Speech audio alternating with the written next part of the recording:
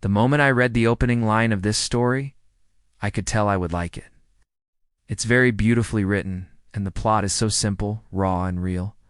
But the more I read the story, the more curious I became about what happened to the protagonist. Why did he spend all day by the window? Why didn't he have any friends? What about his parents? Above all, why was the story titled The Window? We feel like we are sitting next to Sid by the window. He watches the sunrise. He observes the trees. He sees kids playing, but he never participates in any of these activities. He doesn't go out to play with the kids, doesn't go out to help his father, doesn't go out to buy groceries for his mother. In fact, we don't see Sid interact with anyone in the whole story except for his parents. Sid was sitting on the floor instead of the bed because the tiles were cooler. I love how the author has shown the life of a person who doesn't seem to care about anything. But there's something else as well. Now, when I realized that the story was about a person who just wanted to be left alone, I thought the ending would be something like, so I went back to my room and continued writing in my diary. But it was actually quite the opposite. So the last paragraph of the story is truly amazing. Let me read it for you. The window is the most important character in the story. It is the window that allows Saeed to see everything that is happening outside. What is the point of sitting by the window all day without having anything to do?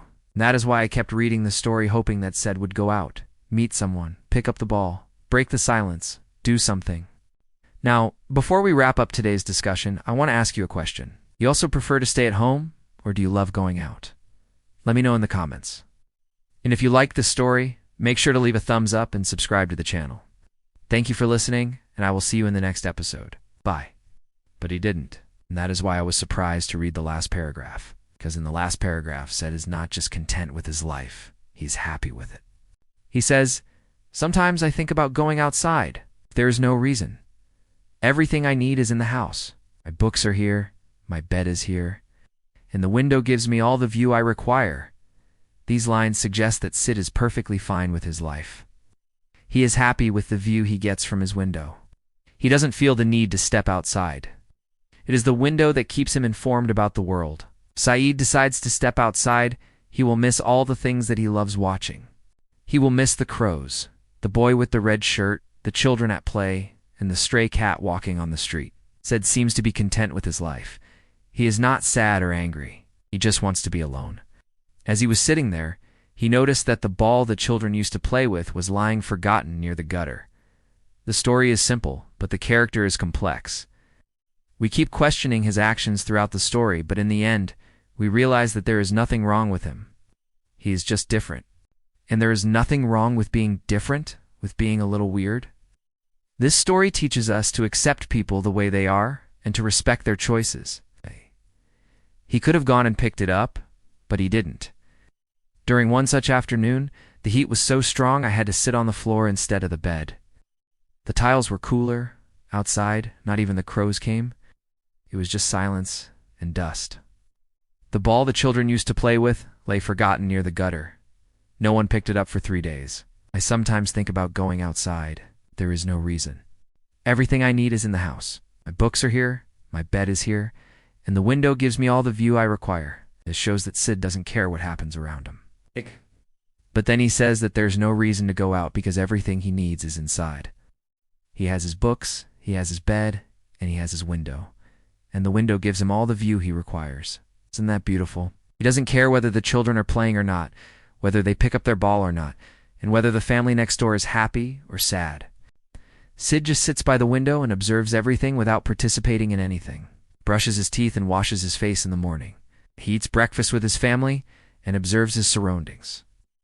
While eating, he returns to his room after breakfast and lies down on his bed. Ow. Sometimes he looks at the notebooks lying on the table. They are filled with dust. He hasn't written anything in them for a long time. Simply likes to lie down and stare at the ceiling.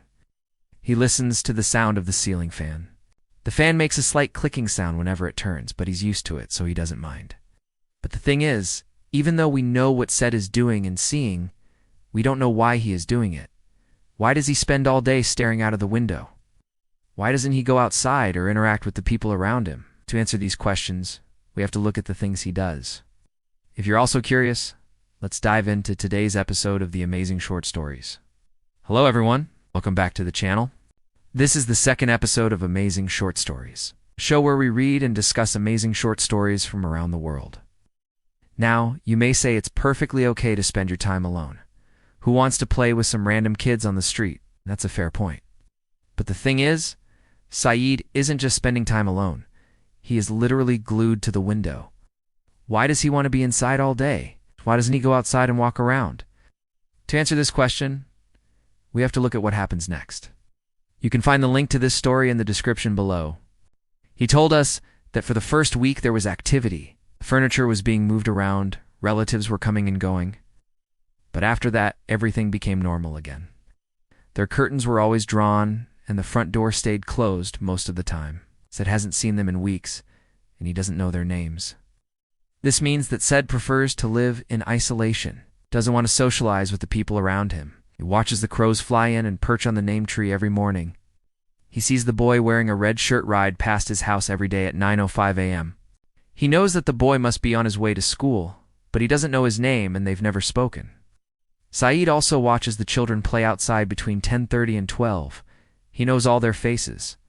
But again, he doesn't know their names because he has never played with them. He just watches them from a distance. Now the story starts with our protagonist introducing himself. His name is Saeed, and he has been living in the same house for the last 17 years. The house isn't big, but it's not small either. There are only 3 rooms in it.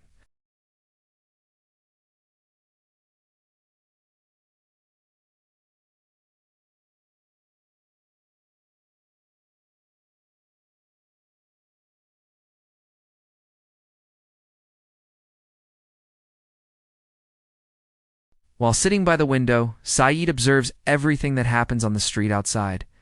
I really loved how the author portrayed the setting.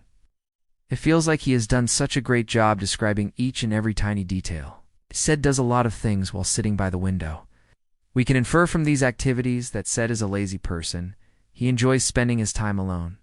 The story takes a turn when Saeed tells us about a new family who moved in across the street 2 years ago. There's another incident in the story that proves this point. It was a hot summer afternoon.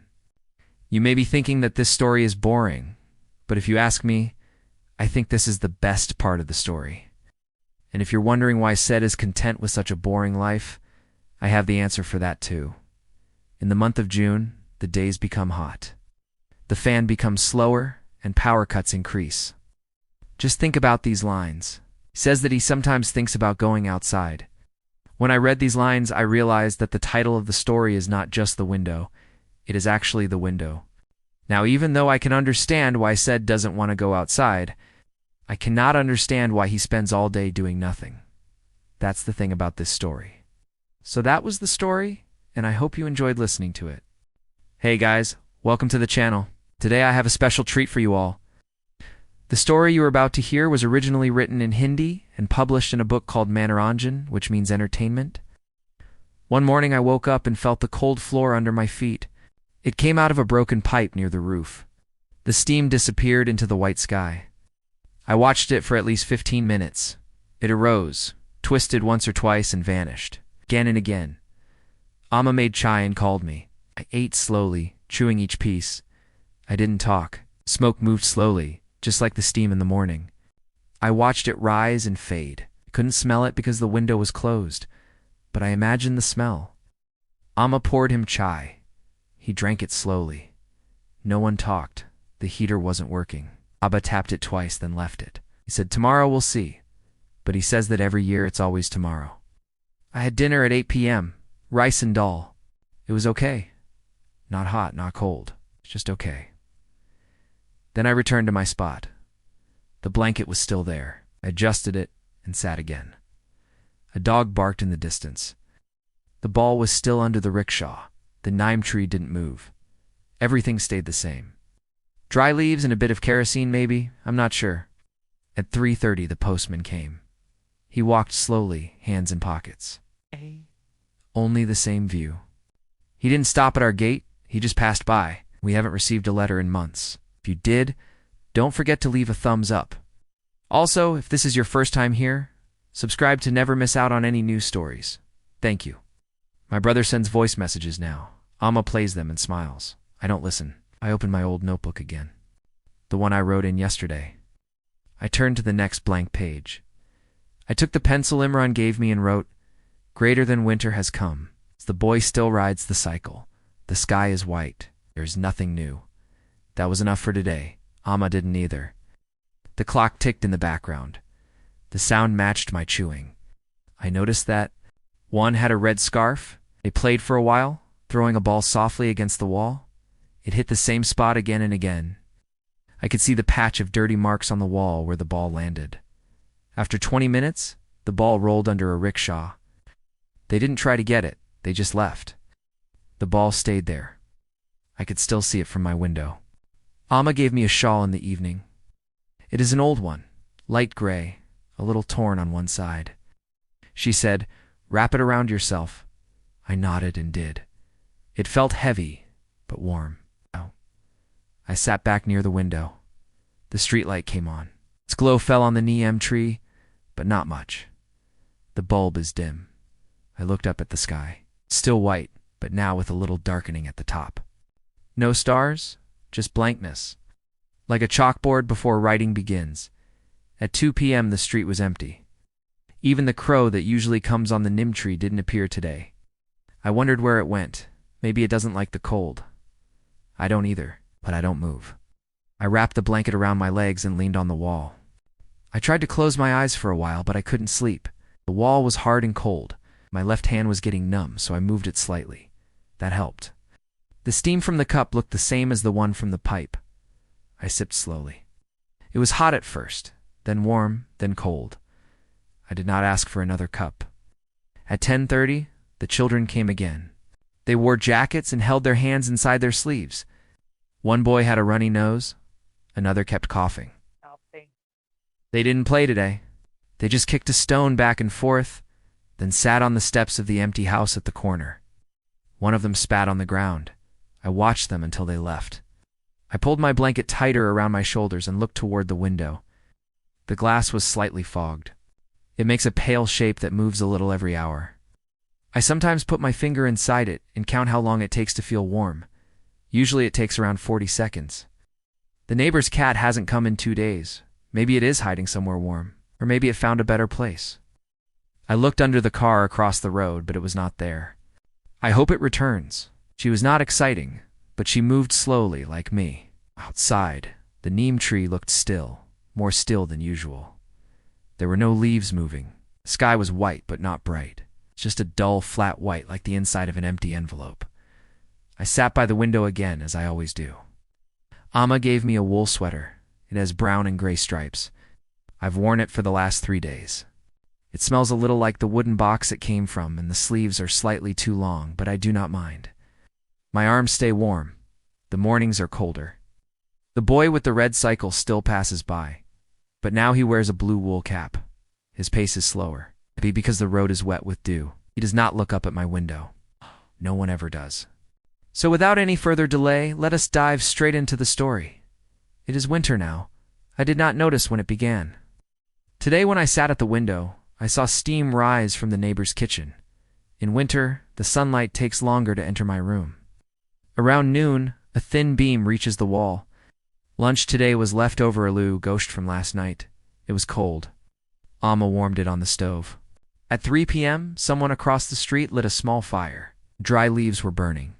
Around 5 p.m., the children returned. They were wearing the same jackets. At 7:15, Abba returned. He coughed again. Before sleeping, I looked out one last time. The street was empty. No children, no postman, no cat, no one. Only the same window. So that was the story for today. I hope you enjoyed it. I woke up today before the alarm. Not because I had something important to do, but because my sleep simply ended. It was 7:48 a.m. when I opened my eyes. The sky outside was still pale. The corner of the room was darker than usual. The blanket had slipped from my feet sometime in the night. My toes were cold. I got up slowly. I wore the same gray shawl. It was folded neatly on the edge of the bed. Probably Amma preparing tea. I didn't get up immediately. This time he was wearing a black muffler. He didn't look around. He never does. His head was slightly lowered. My reflection was dull, just like the mirror. Nothing changed. The cycle's bell made a soft ting when he passed a bump. That same sound again. I sat on the bed, then looked at the window. There was some dew on the glass again, thin and uneven. I traced one line with my finger. It disappeared quickly. I don't remember folding it, but I must have. I always do. One of them picked up a stick and scratched the wall. It cawed once, just once, then silence. I stared at it. It stared back. We both remained still. After a minute or so, it flew away. Its wings made a soft sound like cloth being moved. I watched the dust fall slowly. The mark stayed. No one said anything about it. The page was blank, just like yesterday's before I wrote. I took Imran's pencil and wrote, "There was some noise coming from the kitchen. A pigeon landed on the wall across the road. It looked around for a while and flew off." The bell had a rough, tired sound. I didn't buy any. I never do. But I listened until the sound faded. I followed it with my eyes until it disappeared behind a rooftop. The boy with the red cycle came, as expected. 9:05 a.m. This time he looked tired. His legs were moving slowly. He didn't ring the bell. His muffler was loose around his neck. Yellow, slightly shiny. The old ball is still under the rickshaw. No one has taken it out yet. My teeth felt sore while chewing. I drank water after that. It was slightly cold. The night air was colder today. I pulled the shawl tighter. The light outside flickered once, then stayed on. They didn't go far, just a few inches, then stopped. One leaf kept spinning in a small circle, kept watching it. She sat under the rickshaw, looked around, and licked her paw. I did not sleep, just rested. My fingers were cold again. Then she vanished again. I missed her even when she was still there. I don't know why. After a few turns, it fell flat again. She swept the floor and dusted the table. She didn't speak. I moved my feet so she could sweep under the chair. Then I put them back down. One boy kicked it too hard, and it rolled into the open drain. No one went after it. They just stared at it for a few seconds, then went back to sitting. No one said much. I looked out the window one more time. The same view, the same quiet. The new ball made a hollow sound when it bounced. The roadie was slightly burnt on the edge. I tore that part off and didn't eat it. No one noticed. Amma cleared the plate after I finished. It wasn't pleasant but not annoying either, just a dull thud every few seconds. Abba was reading the newspaper again. He said nothing. Amma asked if I wanted another slice. I said no. She didn't insist. His shoes made a dry sound on the dusty road. His bag looked lighter than usual. He didn't look up at any house. A young man walked out holding a plastic bag.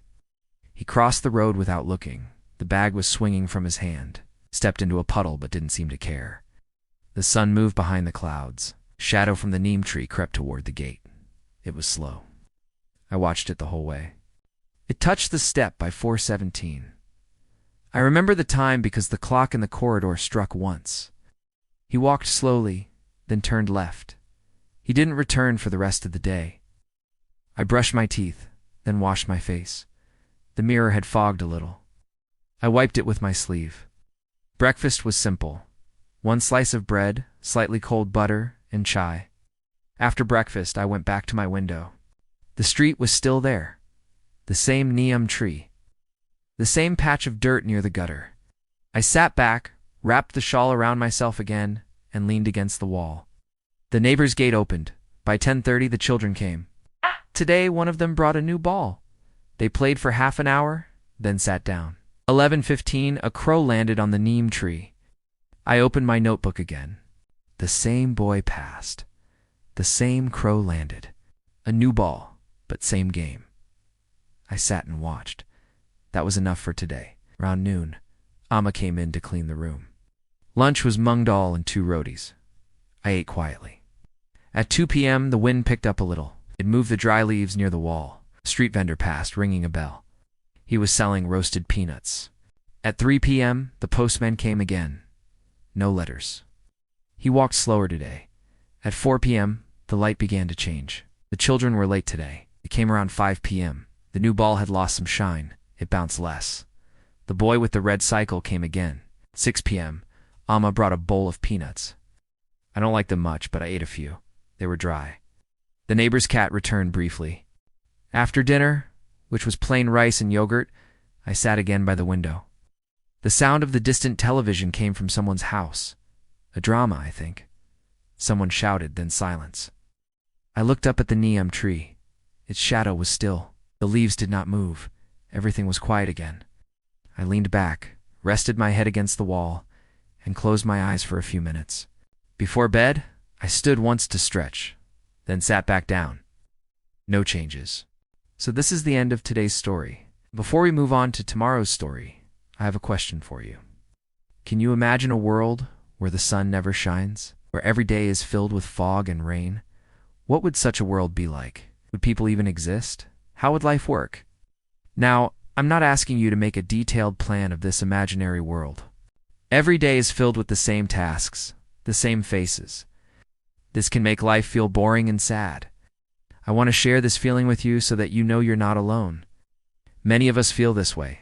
They pay attention to the world around them, to calm. They might want something new, something exciting to happen. But this is how life is for many people. And it's important to appreciate these simple things because that's all we have. I want you to notice the details of your own life. Pay attention to the sounds and sights around you. You might notice something interesting, something that makes you feel good. It's better to feel sad, understand that the bird is suffering, and then do something to help. If you ignore the sadness or pretend it's not there, the bird will keep suffering. It's the same with other problems. Ignoring them won't make them disappear. It's better to face your problems, understand that they're there, and then find ways to deal with them. It could be as simple as watching the clouds move or listening to birds singing. Now let us think about how many parts of our world work because of people like our main character, who keeps the house clean, cooks the food. These are normal human activities. It's what we do every day. Maybe you think this isn't an interesting story because nothing special happens, but this is what life is like for many people. And for some people, this is what life used to be like. It's important to remember that every moment, whether it seems ordinary or exciting, is valuable. Who fixes the pipes? Who grows the vegetables? Who drives the buses? Who works in hospitals? Who helps us when we need it? I want to thank you for listening to this story. Hope it gave you a chance to think about your own life and appreciate the small things. Remember, every moment is special. Don't forget to pay attention to the details of your everyday life. You might discover something beautiful. Thank you. Our society needs people who do these things every day, even if it doesn't seem important. When they sit by the window, they listen to the rain. They watch the water drip down the glass. They see the way the crow blinks. These small moments are what make life beautiful. But I also want to show you the beauty in these ordinary days. Look closely at the small things. Listen carefully to the sounds around you. They don't go to parties or buy new things. They just sit in their room, eat, sleep, drink water, go to the toilet. And I know it might seem like there's nothing to this life, but I disagree. This person is alive. They're experiencing the world in their own way. Even if it seems like nothing is happening, there is always something going on.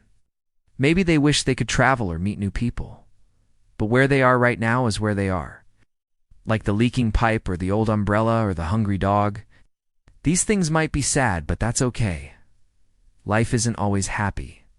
Sometimes it's sad. It's important to acknowledge this. Ignoring sadness won't make it go away. It's better to feel sad when you need to and then try to make things better. And I want to remind you that wherever you are, that is your only place. You can't be somewhere else. All you have is here and now. You might think this isn't enough, but I think it is. I want you to be happy in your own life, wherever you are, because that's the only place you can be. Just take a moment to let your mind wander. Think about what elements of our current world would need to change in order for life to continue under these conditions. How would plants grow without sunlight? How would animals hunt or find food? How would humans survive? You don't need to write down your answers. Just think about them for a moment. In this world, I want to show you what the main character sees, hears, and feels. I want to put you in their shoes. And it seems like many of us do live lives like this. We go to school or work every day. We meet the same people. It's like a calm lake. So the surface is still, but there's a lot going on below. There are fish swimming around, plants growing underwater. There are roots reaching towards the water. Tiny creatures are probably living in that lake. So even though nothing exciting seems to be happening, there's a lot going on. We talk about the same things. We eat the same food. Sometimes we watch the same movies. Our days can feel like they're all the same. This story is about a person living exactly this kind of life. They wake up, eat, walk, repeat. This story has no fights or arguments. No major events happen. In fact, very little happens at all.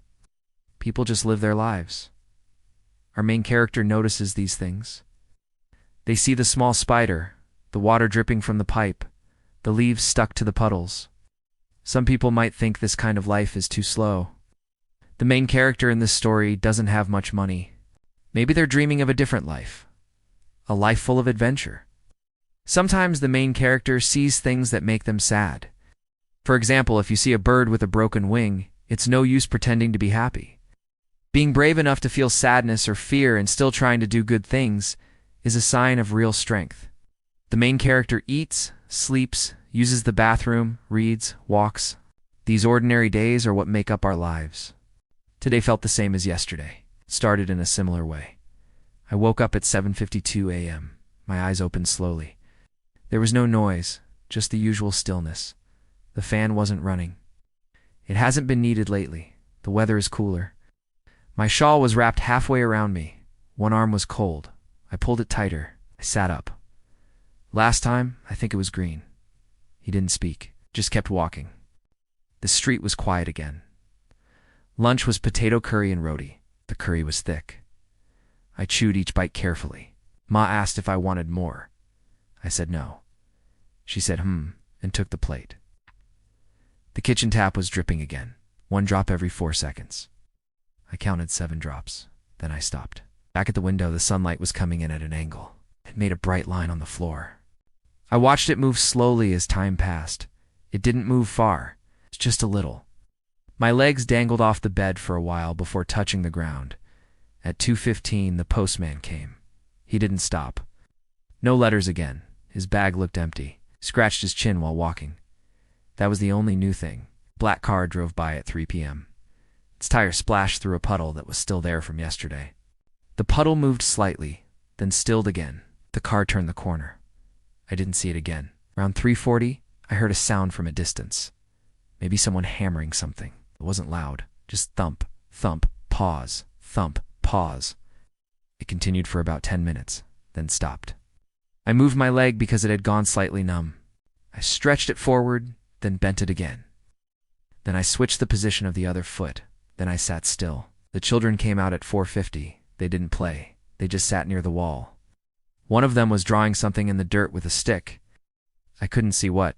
It wasn't very interesting. They sat there until 5:20. Then they left. The boy with the red bicycle came back again. His cycle looked dusty today. He rode past the children without stopping. No bell, no change. Dinner was plain dal with boiled rice. I ate without looking at the food. The light in the kitchen was flickering again. Amma told Abba to check the switch tomorrow, he said. That was all. At 7:30 I heard the call to prayer from the nearby mosque. It sounded like always, not too loud, not too soft. It lasted for a few minutes. Then the street was quiet again. I didn't turn on the light in my room tonight. I sat near the window with the street light outside giving a dull glow. The neem tree's shadow was still. A bird landed, then left. I heard Amma washing dishes. I heard Abba cough once. Heard the clock ticking. I counted 6 ticks, then stopped. I didn't write anything else in the notebook. Before sleeping, I looked out one more time. The sky was plain. No stars. Just a flat dark gray. The road was dry. The same crack near the gate was still there. I closed the curtain halfway, then lay down. It felt like the same day, but a little more quiet. The floor felt cold, but not too cold. I didn't move for a few more minutes. Just sat there, looking at the closed window. The curtain wasn't drawn properly, so a little bit of light came in. Faint, but enough. I stood and walked over, opened the curtain. Nothing had changed. The same street, the same tree, the same patch of road with the little crack in it. I looked for a few seconds, then sat on my chair near the window. It was in the same spot. I didn't move it. At 8:30, Amma called me for breakfast. I went. There was toast instead of paratha. It was slightly over-toasted. I didn't say anything. I ate it slowly. The tea was warm. Not hot, just warm. Abba was reading the newspaper again. I looked at the back page for a second. I didn't read anything. There were small pictures. Maybe of cricket players. I didn't recognize them. No one spoke during breakfast. I drank the tea in 4 sips. The last one was cold. Amma cleared the cups. I stood up and went back to my room. I sat at the window again. At 9:05, the boy with the red bicycle passed again. Today he had no muffler. His coat was zipped up all the way. He pedaled slowly. There was no sound from the bell. It's just the quiet hum of the tires on the road. Didn't look left or right. There was a dog near the tree, a brown one. It was scratching itself. It looked bored or maybe tired. It walked to the corner, then sat down. It yawned. The children didn't come at 10:30 like they usually do. Looked at the clock twice. It said 10:31, then 10:35. No one showed up. The ball under the rickshaw is still there. It is dirt on one side now. I looked at it for a few minutes, then stopped. I didn't feel like writing anything today, but I opened the notebook anyway, held the pencil, then put it down.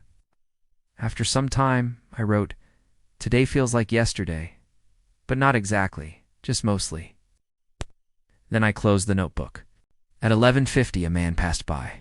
I've seen him before. He walks slowly. Always carries a plastic bag. It was white today. After a while, it wasn't visible anymore.